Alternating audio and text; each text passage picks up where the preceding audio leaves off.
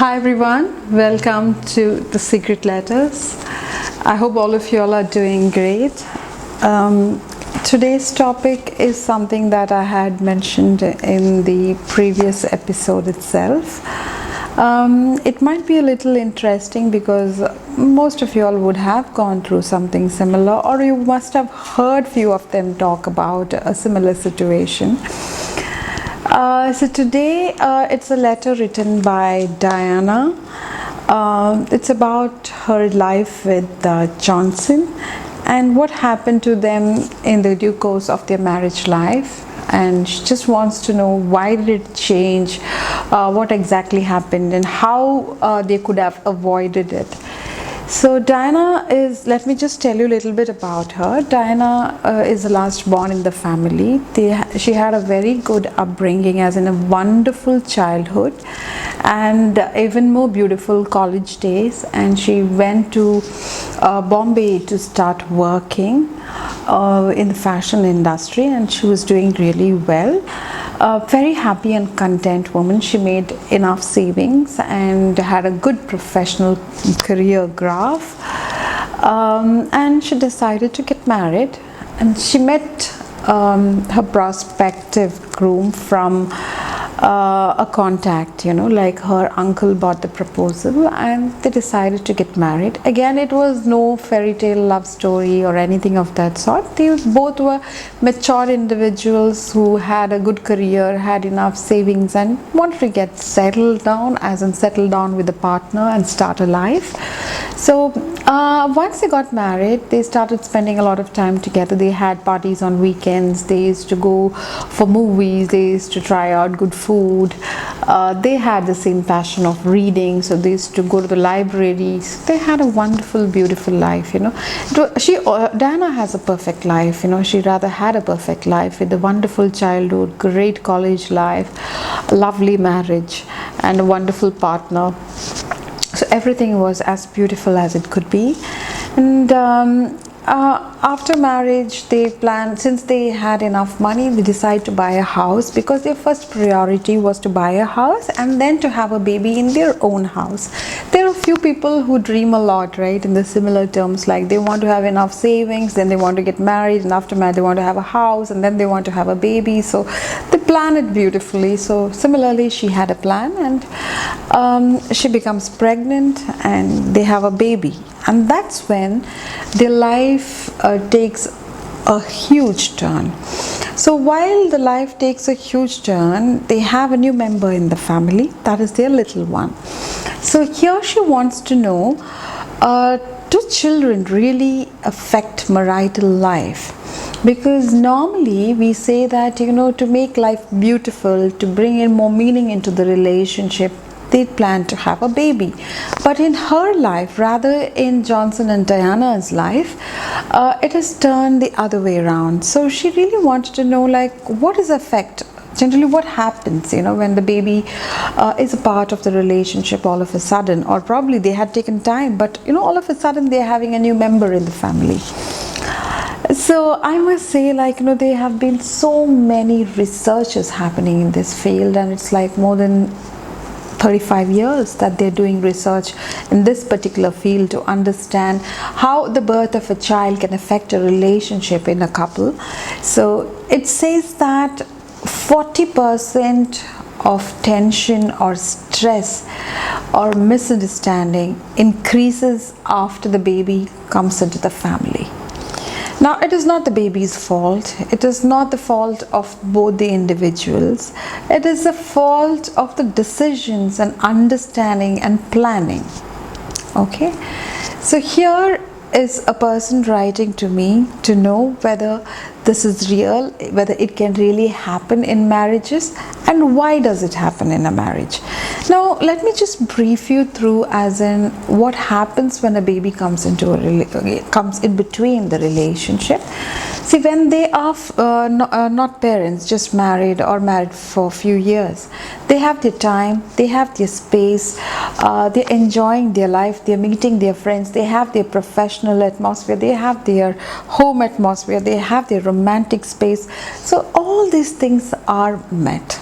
But one day there is another individual who is completely dependent on you. So you just don't know what to do, because everything has to be done to this little new thing that's come into your life. So the priority changes. So what happens is that once the baby comes into a relationship, you both don't remain as husband and wife, rather you take the new responsibility of father and a mother. So once you're a dad and a mom, you tend to shun or push down the relationship that you shared as a husband and wife. So once a baby comes in, considering our culture, see, we are much ahead of time. I cannot be blaming it on our culture or on our country, because we do have paternity and maternity leaves. But what about the responsibilities? The responsibilities are still on the mother, because there is an act of breastfeeding that is involved. While you're feeding the baby with the milk, the mother is bound to stay back at home. And that is when the father is trusted with more responsibilities, like probably get the groceries, pay the bills, even do some of the household chores. So the duty has suddenly increased for the male member, and for the female, as in the mother, the responsibility increases within the house and her access outside is restricted. So this is a major change that happens. So when this happens, what actually is left out is your time, your space, your romance is completely out of the picture, because there is an individual in the house who is crying at odd hours, who is sleeping at odd hours, who needs to be fed at odd hours, whose nappy needs to be changed, who is peeing all the time. So it requires a lot of attention from you, and you are a parent for the first time and you are confused.